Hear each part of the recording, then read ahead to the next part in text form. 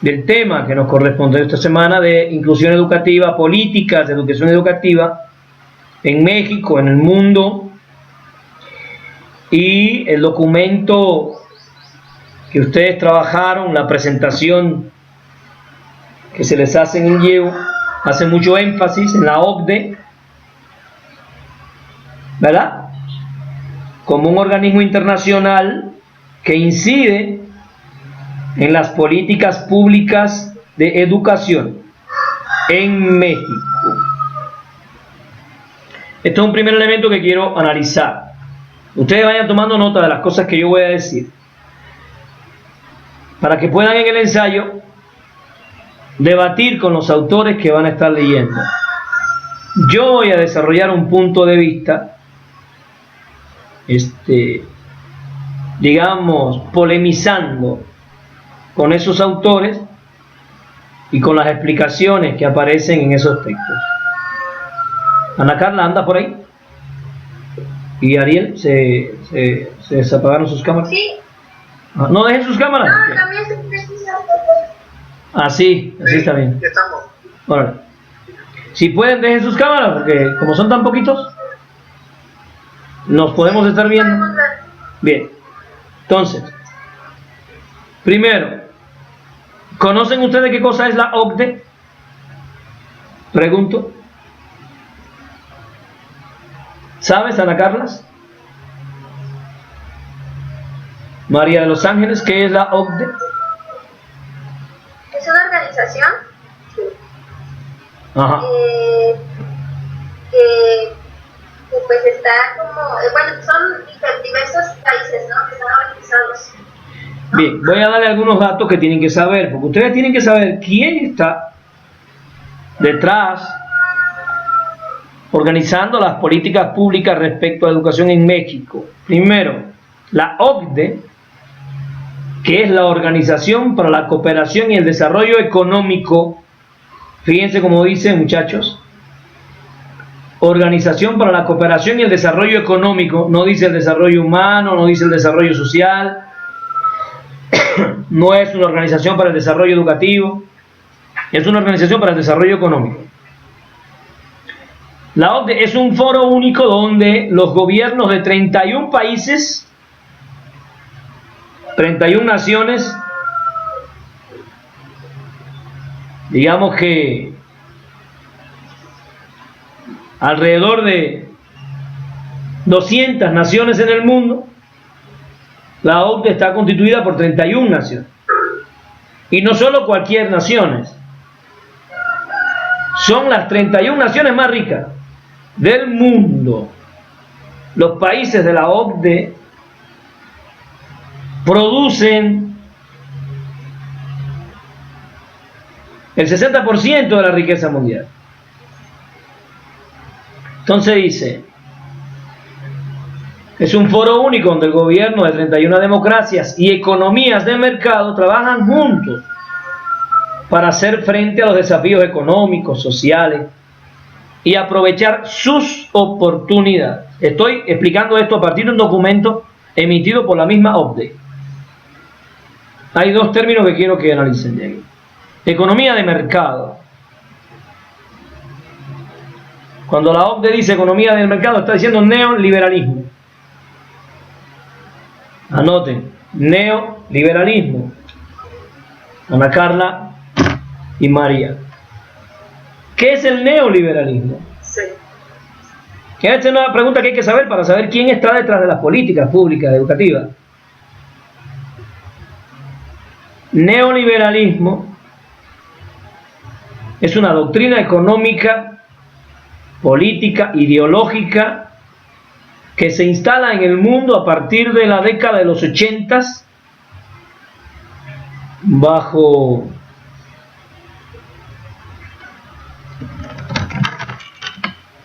los gobiernos de Margaret Thatcher y de Ronald Reagan. Recuerden, Margaret Thatcher, bueno, yo lo digo recuerden, ustedes están muy chaparritas, ¿no? Por lo menos a la Carla tal vez no haya ni nacido todavía. Entonces, ¿me escuchan bien?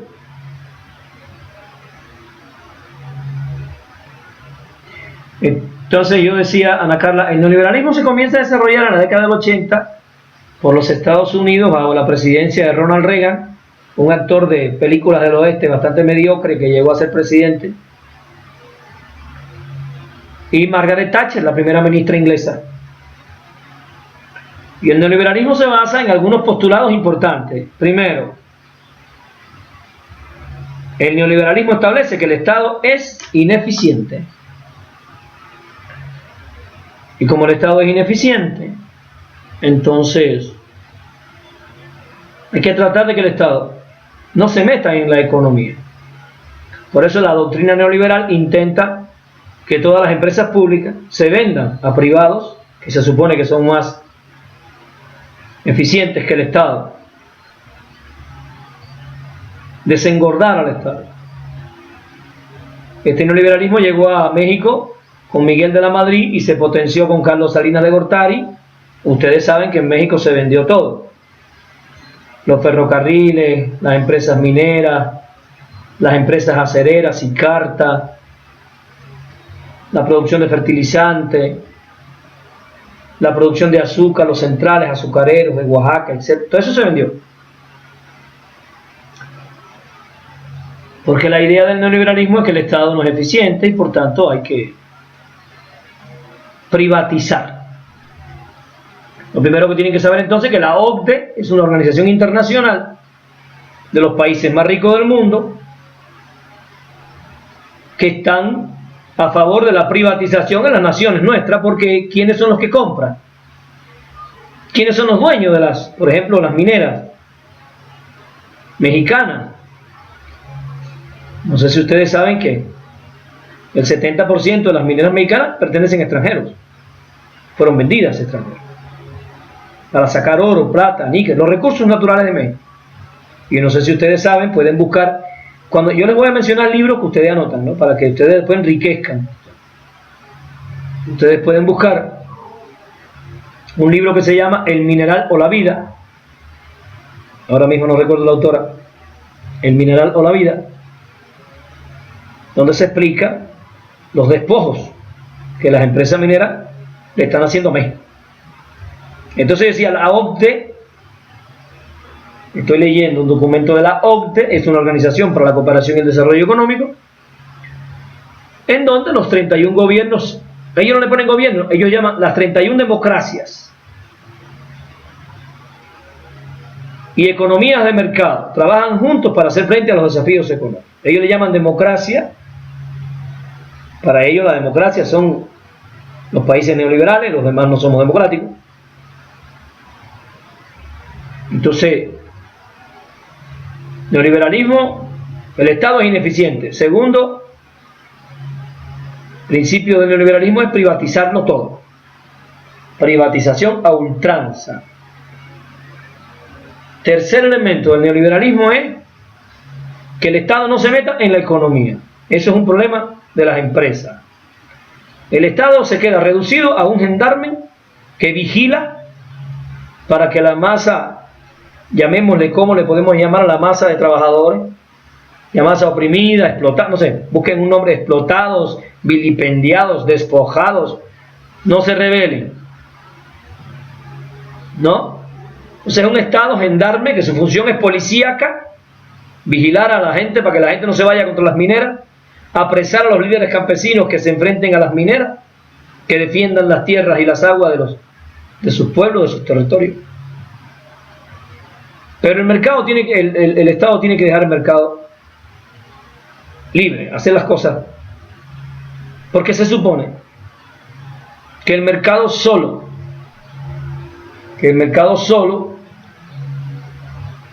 es capaz de organizar a la sociedad, a la economía y producir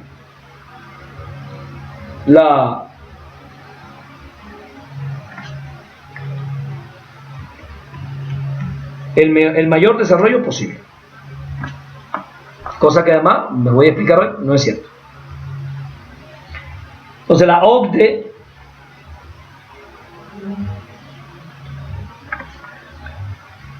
Voy a leerles un párrafo de la misma, emitido por la OCDE. Dice, este foro en el que la presión de sus integrantes, fíjense cómo dice, presión de sus integrantes, puede contribuir significativamente a la mejora de políticas, elabora instrumentos reconocidos a nivel internacional, toma decisiones y hace recomendaciones en áreas en que es necesario el acuerdo multilateral para que cada país progrese en una economía globalizada. Cuando los documentos que ustedes leen dicen economía globalizada, están hablando de neoliberalismo, privatización. Dice aquí, la OCDE ayuda a los gobiernos a promover la prosperidad y a combatir la pobreza a través del crecimiento económico. Aquí me detengo y hago una pregunta. ¿Realmente la OCDE lucha contra la pobreza y la prosperidad de las naciones? O sea, realmente las 31 naciones más ricas del mundo están preocupadas por las naciones pobres. Aquí hay algo que ustedes deben saber. No somos países pobres, somos países empobrecidos.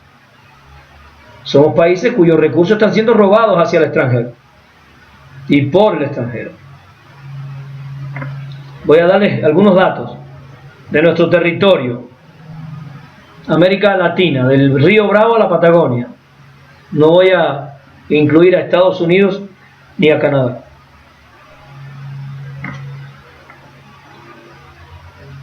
¿Cuántos países somos en América Latina?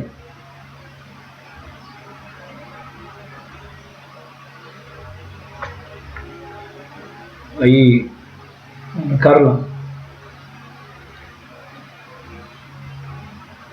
¿Cuántos países somos en América Latina? Somos alrededor de 33 países. 33 países en América Latina. ¿Saben ustedes cuántas bases militares norteamericanas hay entre nuestros 33 países? 80. Anótenlo, 80. 80 bases militares gringas. Y yo estoy seguro que la pregunta que voy a hacer ahora sí la saben. ¿Saben ustedes cuántas bases nuestras hay en Estados Unidos? Adivinen. Ninguna, cero. No hay ninguna base militar mexicana en Estados Unidos. ¿Y por qué entonces México tiene que tener bases militares gringas acá? Hasta donde sé tiene 3. Ahorita voy a explicar. 80 bases militares para 33 naciones. Y no piensen que esas bases militares son viejísimas, no se vayan a confundir. Para que ustedes tengan una idea. En el año 1959, habían solo 2 bases militares gringas en nuestro territorio. Solo 2. Y en apenas unos 79 años se construyeron las otras 78 bases.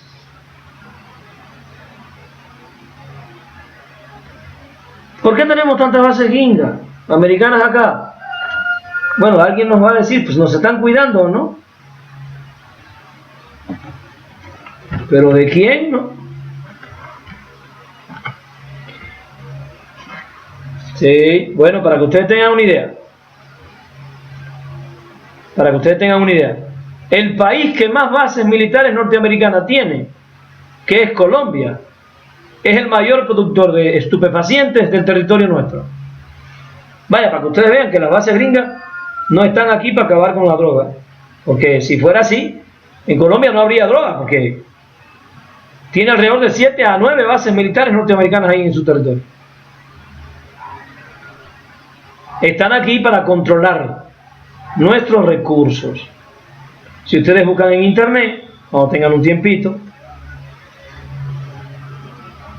dónde están ubicadas las bases militares norteamericanas y dónde están ubicados los recursos de nuestro continente, ustedes van a ver que coincidentemente la ubicación de las bases militares norteamericanas y de los recursos de este continente coinciden. Es coincidencia más extraña, ¿no? Es un poco extraño eso, pero coincide. Entonces, están aquí por nuestros recursos. Hay una investigación en internet de una autora que se llama María José Rejas, donde ella demuestra que de los 10 países más mineros del mundo, 7 están en este territorio. Por ejemplo, el país de mayores reservas de plata y el país que produce la mejor plata del mundo es México. Es México. El país que tiene la mayor reserva de oro del mundo, al parecer, y de petróleo, Venezuela. El cobre de Chile. El litio de Bolivia.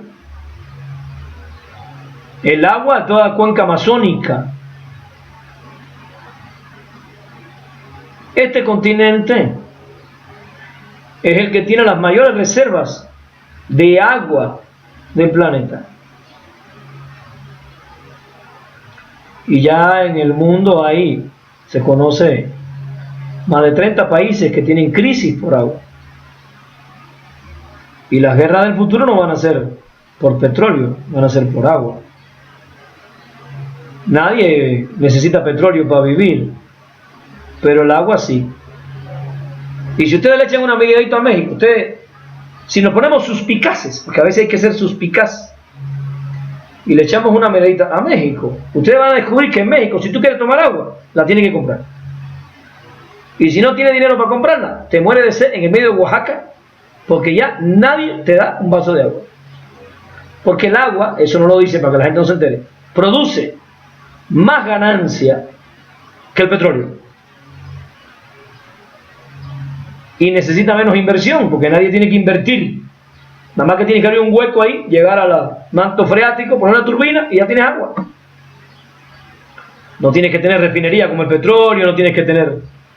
No. Y el agua de este continente lo están privatizando a una velocidad inaudita. En México, bueno, la privatización del agua en México se detuvo con la llegada de Andrés Manuel López Obrador al gobierno, pero se estaba privatizando a grandes velocidades. En Oaxaca hoy hay pueblos que están peleándose el agua con Coca-Cola. Y el agua, ¿para qué quieren el agua? Pues al menos para 3 cosas fundamentales. Primero, para la minería. La minería no funciona sin agua. Segundo, para la extracción de hidrocarburos y de gas a través del fracking, que consume enormes volúmenes de agua en cada perforación. Y tercero, para hacer refresco. Para hacer refresco, yo tengo un ensayo, yo publiqué un ensayo hace unos días en OVE, una página venezolana que tiene, donde yo defiendo la tesis de que el COVID los enferma, pero el sistema es el que los mata. Y yo digo, una de las cosas que está matando a las personas y a los mexicanos es la alimentación, el refresco, el consumo de azúcar refinada, de chatarra. Todo eso lo ofrece el sistema. El COVID no te da eso. Los cuerpos están siendo enfermados cuando ya no tienes defensa. Y encima son personas pobres, sin trabajo. Eso los estresa, los angustia. Es un cuerpo que está somatizando la opresión. De esa manera, cuando lo agarra el COVID se le hace fácil matarlo. Y además son los que tienen que hacer fila para los respiradores, porque los millonarios no hacen fila en un hospital para el respirador. En todo caso se lo compran, lo ponen en su casa y en su casa se ponen el respirador. O sea, no tenemos que pensar que los millonarios están haciendo cola para ver qué médico los atiende. Eso nunca ha sido así, ni va a ser así. Entonces estoy diciendo que vienen por el agua. El acuífero más importante del mundo está aquí en este continente, el acuífero Guaraní. El acuífero Guaraní, anoten el nombre y después checan.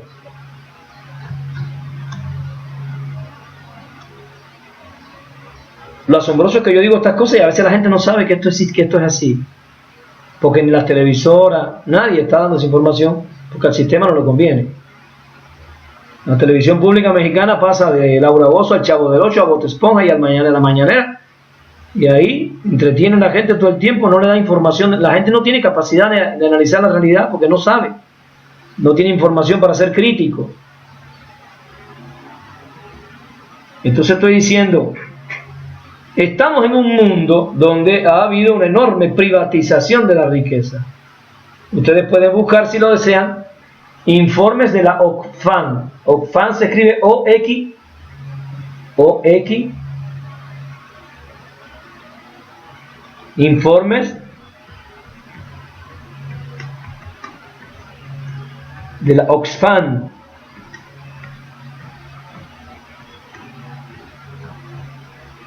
Para que ustedes vean la situación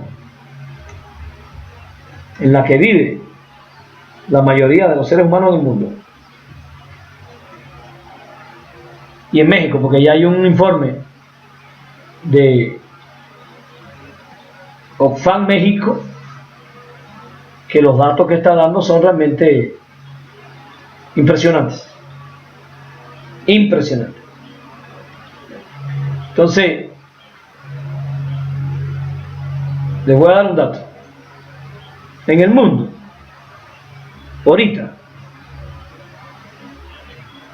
hay 2.153.000 millonarios. O sea que tienen miles de millones de dólares. No tienen 600, 800, tienen miles de millones. Hay 2.153.000 millonarios que poseen más riquezas que 4.600 millones de personas. Un 60% de la población mundial. O sea, estoy diciendo que 2.153 personas tienen más riqueza que el 60% de la población mundial. Ahora, me imagino que ustedes se dan cuenta que eso es una situación inaudita, insostenible.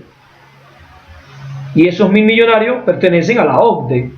Y esa organización de los países más ricos, que es la que está acumulando más riqueza con el despojo de nuestros recursos, es la que está exigiéndole las políticas públicas sobre educación a México. Estoy explicando esto para que ustedes, cada vez que ustedes vean OCDE, ustedes empiecen a sospechar y a decir, aquí hay algo raro, ¿no? Porque si realmente la OCDE estuviera preocupada por los pobres, distribuiría la riqueza, no estaría aquí para robarse los recursos. No estaría aquí para despojar a México de sus recursos. Entonces yo le decía, ¿qué tiene América, que tiene tantas bases militares norteamericanas? Recursos. ¿Y cuál es el primer recurso? El agua.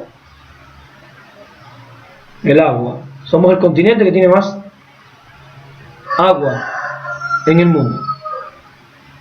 Y el agua es un recurso que está escaseando cada vez más. Desgraciadamente es así. La contaminación, la mala utilización y el derroche del agua va a producir una crisis enorme. Todo esto ahora ustedes tienen que analizarlo junto con la inclusión. Pero no podemos discutir de inclusión si la escuela no tiene condiciones para el niño. Si el niño no tiene comida en su casa, ¿qué inclusión tú me estás hablando? Y ahora tenemos COVID, ahora se supone que nos vamos a lavar las manos, pero ¿con qué agua? ¿Con qué jabón? ¿Dónde están los recursos? Si el muchacho no tiene ni para comer y tú quieres que se compre un cubrebocas y que se compre un pote de jabón para mano, de gel para mano, el muchacho está viendo a ver en su familia para tortillita y para esto y para lo otro. O sea, a veces nos hacen recomendaciones para el cuidado de la salud que son ciegas y sordas a las necesidades reales que tiene la gente. La sana distancia está muy bien para la gente que tiene trabajo, pero el que tiene que salir a ganarse la vida no puede ponerse a pensar en la sana distancia, tiene que ponerse un cubrebocas y salir a vender tortilla a la calle o vender algo, porque se van a morir de hambre. Entonces, cuando hablamos de inclusión, me voy a ir moviendo hacia el tema.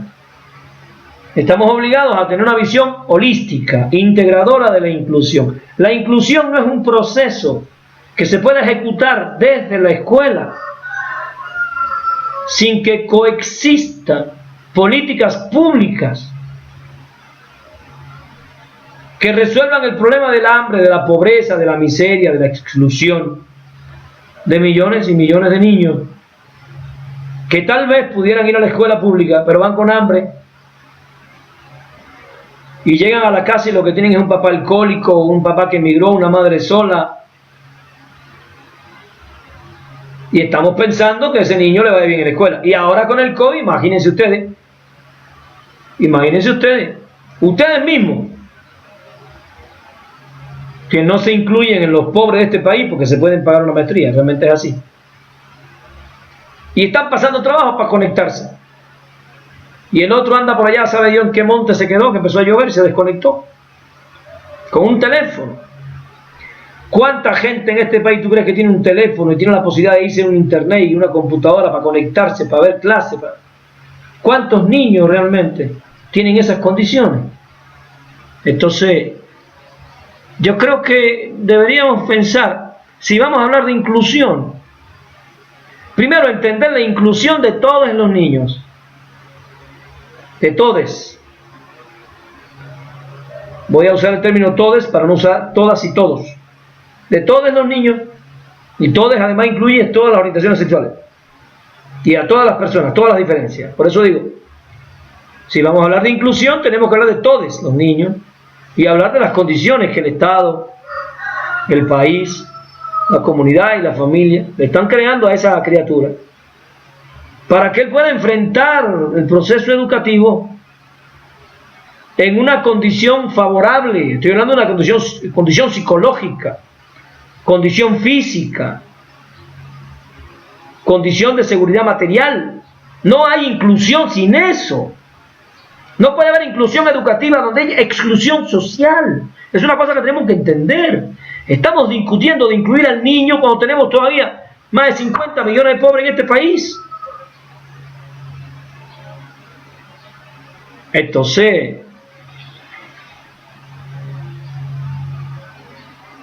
primero hay que garantizar la inclusión de todos y después hay que atender la inclusión de aquellos que tienen derechos especiales. Según Frei Beto, no deberíamos llamarle niños con necesidades educativas especiales, sino llamarle niños con derechos especiales. Al ratito voy a explicar esto. Entonces, estoy aclarando lo de la OCDE porque es uno de los elementos que más se citan en los textos que ustedes buscan, que ustedes trabajaron. Y les voy a dar algunos datos para que ustedes se den cuenta que esto que yo estoy explicando no son ideas que se me ocurrieron al vuelo. Miren, el 20% de la población en América Latina y el Caribe concentra el 83% de la riqueza.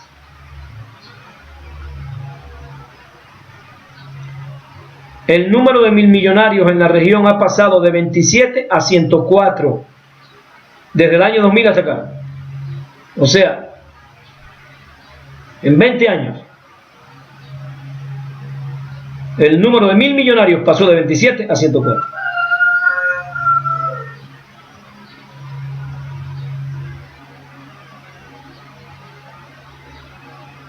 Entonces, nosotros tenemos que entender esas realidades para entonces ponernos a discutir sobre un tema tan sensible como es la inclusión. Voy a darle otro dato que considero que es fundamental, que explica los niveles de explotación a las que están sometidas las niñas y las mujeres en este sistema neoliberal. Les expliqué lo que era el neoliberalismo, ¿verdad? En este sistema neoliberal de despojo, de empobrecimiento de nuestras naciones. Nuestras naciones no son naciones pobres, son naciones empobrecidas. No somos pobres, somos despojados de nuestras riquezas. Somos ricos, pero nos despojan de la riqueza. Entonces no somos pobres, somos empobrecidos. No es que nacemos sin recursos, estamos llenos de recursos. Pero esos recursos se usan para enriquecer a una minoría y para empobrecer a la mayoría. Entonces yo les decía, les quiero dar un dato de la explotación de las mujeres y las niñas.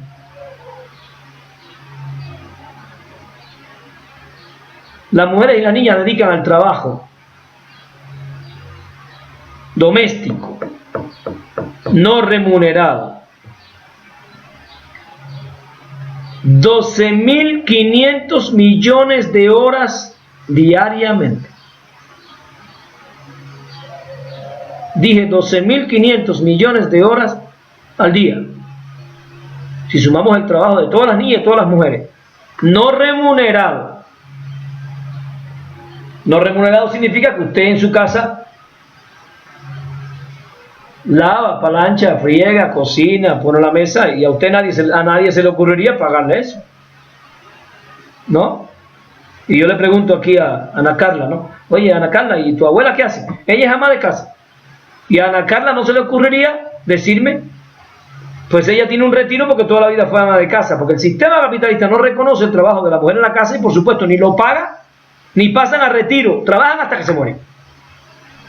Y lo más interesante es que el sistema capitalista no puede funcionar sin ese trabajo. El capitalismo necesita que el obrero regrese todos los días a la fábrica, pero para que el obrero regrese todos los días alguien tiene que alimentarlo, tiene que bañarlo, tiene que tener ropa, alguien tiene que cuidar a sus hijos. Y ese trabajo lo hacen fundamentalmente las compañeras, las mujeres y las niñas. Usted hace un estudio, no existe ese estudio, habría que ver, ¿no? Habría que buscar a ver si por ahí hay algún dato de la cantidad de niñas que en México trabajan en las casas, haciendo el trabajo doméstico, incluso de maestras que le pueden pagar a niñas, o le pueden pagar a mujeres, porque hay maestras de clase media que ganan un poquito y le pueden pagar 100 pesos al día a una mujer para que ella haga este trabajo, con lo cual ella se aligera de la explotación, pero empieza a explotar a otro. Y estoy hablando de las que tienen la suerte de ganar 100 pesos al día. Hay quien le da la comida y un poquito, a ver cómo le hace. Entonces,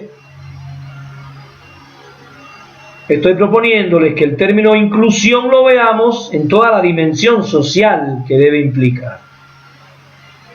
Dimensión política, dimensión económica, dimensión social, dimensión psicológica, dimensión corporal.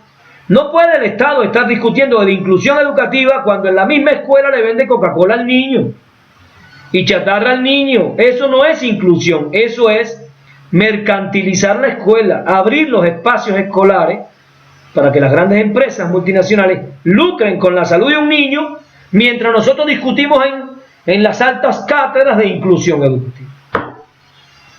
Yo creo que no es congruente, no es correcto.